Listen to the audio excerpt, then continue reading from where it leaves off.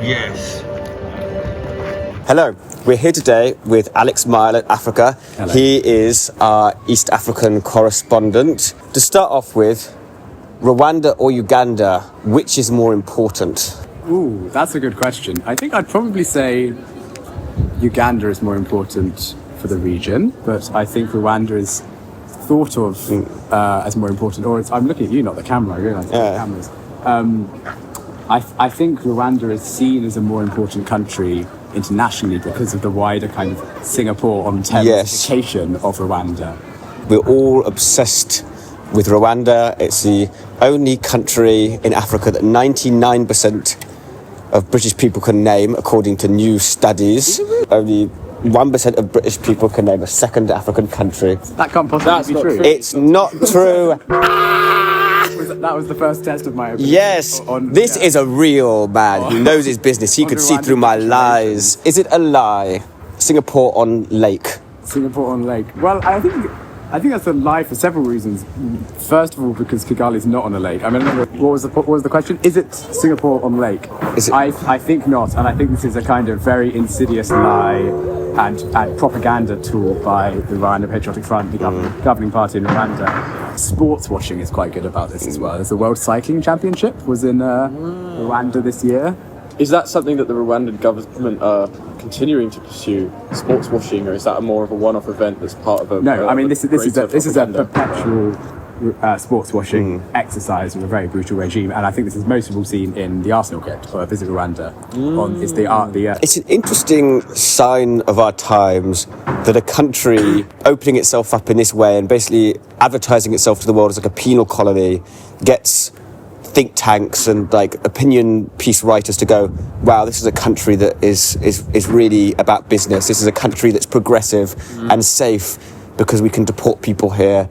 20 years ago, I think a country that was planning its economic miracle around taking prisoners from the West would be looked at as like, oh, this is a real basket case, whereas now people love well-run basket cases. Well, the Danes have been sending prisoners to Kosovo. Yes, we've got a Dane right here. He's on the hot seat.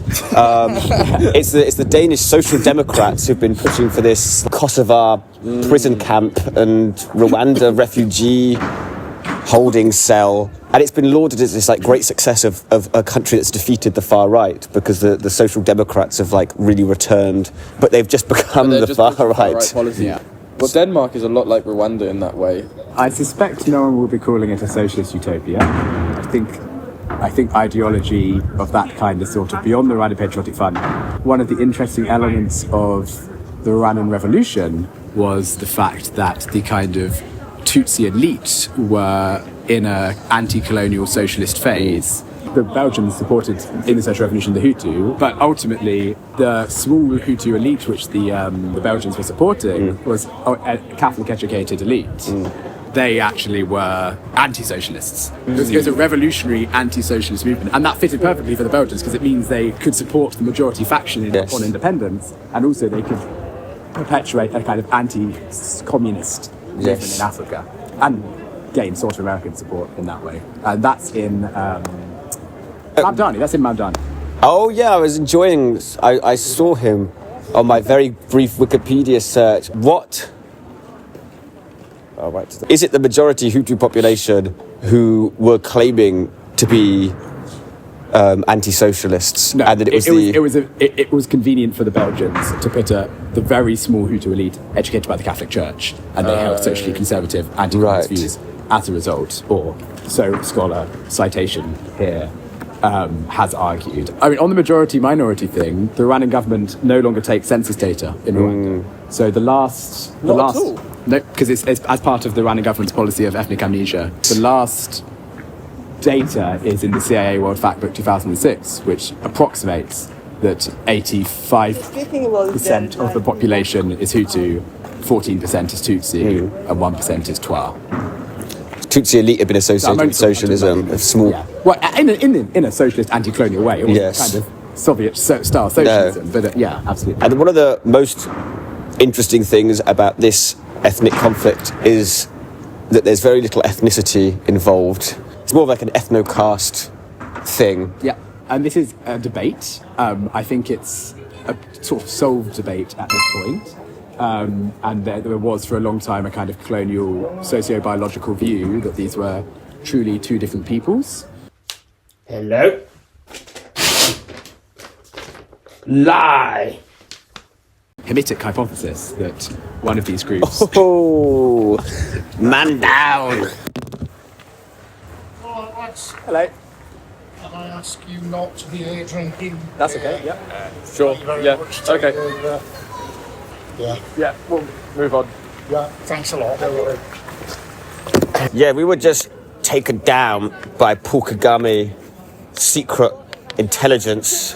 Paul When you- Kagame went to university in America. Well, he went to a technical school in Kansas. He went to the US Army Staff and General College, which created what I think Mamdani, and if that's wrong, there'll be a thing of who actually quoted this, said it created the myth of America's man in the lakes, I believe. But yeah. That must be where they got that sort of like irrigation, corn growing work ethic. I'm sorry for getting off topic by talking about corn and such. Let's go back to the issue of the constructed ethnicities. The Hamitic hypothesis, which argues it's kind of a racist Belgian colonial ethnic view. The Tutsi migrated from Ethiopia, and the Hutu are kind of the original, or close to the original, like Bantu occupants of the land. The most conventionally adopted view is that the Tutsi, who are traditionally seen as a lighter-skinned, taller people, were herders, and the Hutu were kind of peasant labourers. It's effectively the same class difference as you would have between a kind of working-class European and an upper-class European in the Victorian era. I couldn't I believe always that there think of was- that image, I think it's from the 1910s in Britain, of the Eton child in the top hats and the yes. tails, and like the working-class urchin next to him. In that area in sort of like southwest France, northern Spain, they had like a racialized caste system that like continued to exist somewhat until the 1950s. Group of people were considered like untouchable, that had no ethnic difference, no linguistic difference, maybe like some slang. They'd been like kept separate, and they were called like the snails or the Rochells or something like ridiculous. And they were considered to look different because they'd been sort of like impoverished and outcast for a long period of time. And it was still like a thing in the 1950s, like a big deal for there to be like a person who's not from this like racialized caste to marry someone who is. Yeah. India's a great example where actually have over time become like genetic differences between castes as a result of them not mixing for hundreds of years. And a lot of this just tells us the general nonsenseness of ethnicities. Ultimately, it's about the ethnicization of politics Yes. in Rwanda under the colonial period. And that's not denying that in the so-called pre-colonial period there wasn't ethnicity and caste, but it really is the ethnicization under Belgian colonialism, which is the story. How did they go about classifying people for those ID cards? It's actually debated, and I can provide the sources of this debate. One person says it's done this way, the other person says actually that's wrong. It's done this, so this is like an argument about historical facts rather than a kind of traditional academic debate. Could Rwandans self-identify, Yeah. or was it imposed? Or there's supposed features like Belgians measuring skulls or measuring noses or whatever, but some academics say it was self-identification. But the key thing is, at that point, it was then it was set. Then you could not change your identity, and your children would share the same identity. The real interesting element is that ethnicity was fluid in Rwanda up to that point. People didn't necessarily know if they were Tutsi. Yes. It was a self-identification process in the 1930s, or largely a self-identification process. And that was a social class element, because Yes. the metric of social class and value in Rwanda was the number of cows you had. So there's royal herds, which would have protected royal herds of cows, and the metric of wealth was how many cattle you have, and cattle were an incredibly important thing. So traditionally, Tutsis would have had cattle, and Hutu did not have any. Yes. Those colonial notions that were first imposed about being taller and fairer skinned. Yeah, that doesn't necessarily align with the reality of property, or in this case, cattle ownership in Rwanda. Someone who may have stereotypically been associated as a Hutu would have owned cattle and then be classified as a Tutsi. The key thing is they put it on the ID cards. Yes. Could you please tell us a little bit about how Rwanda and Burundi compare with their ethnic policy? That Rwanda has a policy which has been categorised as ethnic amnesia. So ethnicity is... And that's only an external term. Do they use that unofficially within the country? I believe that's an academic term that's been applied to Rwanda that the Rwandans wouldn't use. Burundi has an explicit ethnic power sharing mix. Statistics in the Senate are 55-45. and it was definitely in the army, it's 55-45, because it was a Tutsi-dominated army during the Burundian Civil War. Tutsis in Burundi have a larger kind of constitutional share of power than they do have an ethnic share. They would say, well, because we're a minority, we need that share. It's very like 1990s Good Friday Agreement, peace process, conception of peace. And, you know, relatively successful peace agreement. Idi Amin going a bit crazy again. He was a lot more shrewd than fun, and I think he was very much aware that if he hammed himself up a little bit, he could get that kind of... He knew how to get a reaction out of people. And if you watch the interview between Idi Amin and Jon Snow, the Channel 4 news presenter, he's playing into it. He knows what he's doing. And they're sitting on Lake Victoria in these like effectively Bond villain chairs. Yeah. And in a Bond villain setting. And I think, you know, it was a big rhetorical trick. It was that he constructed his entire personality for himself for the gaze of like Western journalism, basically. What if he was just funny? Because he might have just had a sense of humour, because it's hard to crack that. Like when he sent food aid to Britain during like the IMF crisis in the 70s. It wasn't a funny thing to do. He was making a political point. Yeah, I know, but in a funny way. But I think mate, it's possible that he's just got a bit of a sense of humour, and you can have a sense of humour and be a bad person. It's not me saying it's okay.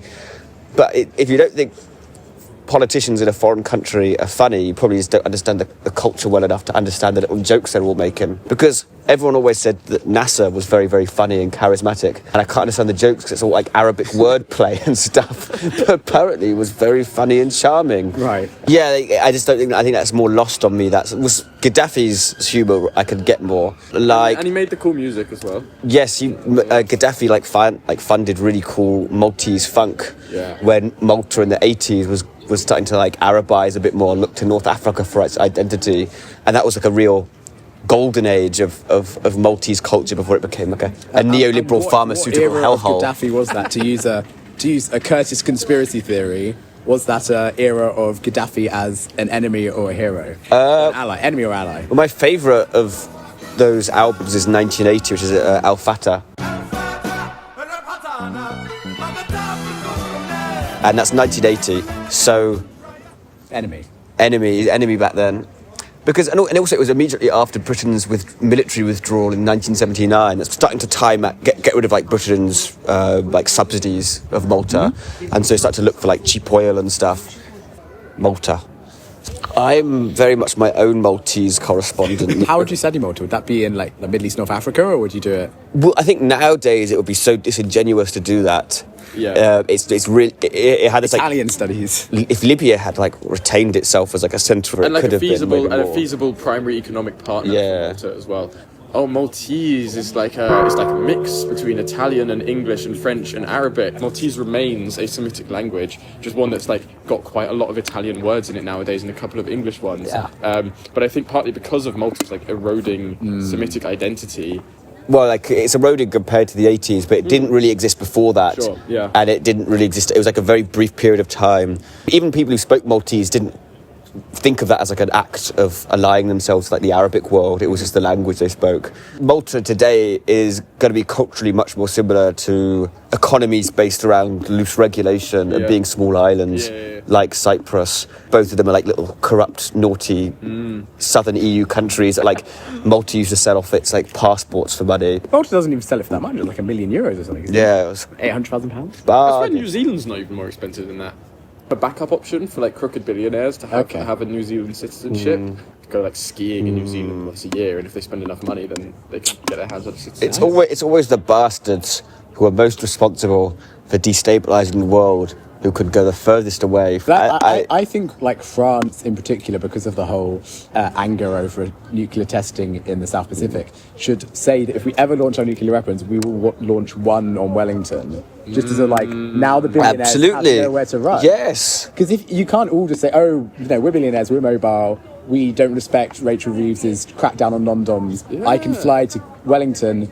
If you cross Rachel Reeves, you cross me, and you cross the Republic of France. Socialist but I think nuclear policy. Yeah, it's not even socialist. Good socialist French nuclear policy. It's better than socialism. It's Gaullism.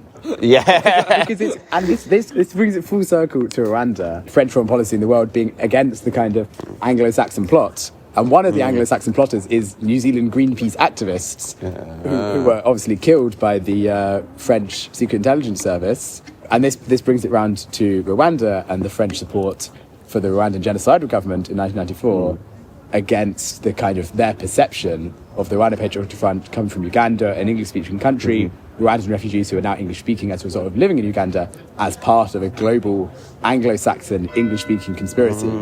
This shows how insipid the Anglo-French rivalry is that English people could go and eat fucking cheese in a bakery or whatever it is that goes on over there. But English and French people don't have to do anything to have this rivalry, whereas Rwanda's switching its official language from French to English. Like countries joining the Commonwealth. And Gabon joined recently in, I think, 2022, which is quite interesting. But I think it's really important not to deny African agency in perpetuating kind of English-speaking and French-speaking rivalry. So I think the greatest example of this is Cameroon. French scapegoating of English Cameroonians, or the English part of Cameroon. And then there is real colonial legacies of language in Africa. And I think it's important to not say that this is just a kind of neo-colonial fight, which it is to some extent, but it is also Africans doing this themselves, and that's a really key part. With the Rwandan change to English as an official language. Well, it was a very dramatic switch, but it was only a dramatic switch because the genocidal pre-1994 government ran away, and they were French-speaking, and the new government, the Rwanda Patriotic Front that took over, were English-speaking. After the social revolution in 1959, a lot of Tutsis had left, and Tutsis left at later dates as well, and they'd joined a Rwandan refugee community in Uganda and in other countries as well. And so Rwanda Patriotic Front sponsorship was from all over the world, from Tanzania and other places, and America too, where there's a Tutsi community. But they had joined with Museveni, who's still the president of Uganda to this day, in his fights against Amin and his successors. They were kind of a core part of his coalition because they were ethnic aliens in Uganda. They didn't really have any ethnic loyalties to a particular region of Uganda in the same way that other Ugandan ethnic groups did. So they were quite a convenient ally until he gains power, and then they're quite an inconvenient ally because they're a destabilizing force that want to go take over another country. There's a bit of hatred within Ugandan politics in that period. Because why are these Rwandans getting all this power and high positions in the government? So it actually is convenient for both the Rwanda Patriotic Front, which forms in 88 or 87 or 89, and for Museveni himself to say, oh yeah, they want to invade Rwanda, I'll provide my tacit support for you to invade Rwanda, because it actually solves both of their problems. In these post-colonial countries where they're using European colonial languages, we can think of it as like a very, very strongly ideological move. It's not particularly practical because you have to bear in mind that the majority of the population in any of these sub-Saharan African particularly countries that have these European official languages, the majority of the population don't speak them either way. So they're still locked out of a lot of like administrative processes because they're not familiar with the national language anyway. It's also a little bit overhyped as a kind of British Commonwealth, we're allying with Britain or even America, because ultimately it is the language of business. And it also French is very useful in Africa. Money! Money talks. It should be remembered that the language at risk here is French, and it's the one language I never feel any guilt for not speaking when I'm on holiday. You've dobbed yourself in there. You're like, you're sitting here drinking French beer, eating snails. The great Chinese proverb of fox borrows tiger's might, because I say that it's no longer England's power that makes English the global language, it's America's anymore. I think that the use, misuse and abuse of the term Anglo-Saxon is kind of a whole nother kettle of fish. It's a very interesting kettle of fish in that in America, it means WASP, you're a white Southern Baptist and a racist. And in England it means you're a right weirdo that does dress up. Or it can mean like Jutes and Danes over here. I mean, you brought that point up in the first place, but maybe there's really no point in talking about this as a sort of ideological nationalistic battle between England and France that's being exported overseas, and it is literally just the American plot. And the Americans trained the Rwandan Patriotic Front within northern Rwanda, in Rwanda Patriotic Front controlled territory, in January 1994. And I can cite that too. You should mention that every fucking body in Europe is some mixture of Germanics, Celts, Latins, and like a load of thing, and it's all bullshit, man. I think we're undermining it in the fact that it's it's a kind of a false colonial constructive narrative, but obviously it was a real thing that happened, and Yes. millions of people died. That's more. But I think- Millions of people dying is more Yes, important than a but- fucking genome of difference, because like, that's what But- real but- yeah. ethnicity means. It means it has an impact on people's lives, yeah. not that you've got a different shaped eyebrow. Goodbye. It's been an honour to have AlexMyall.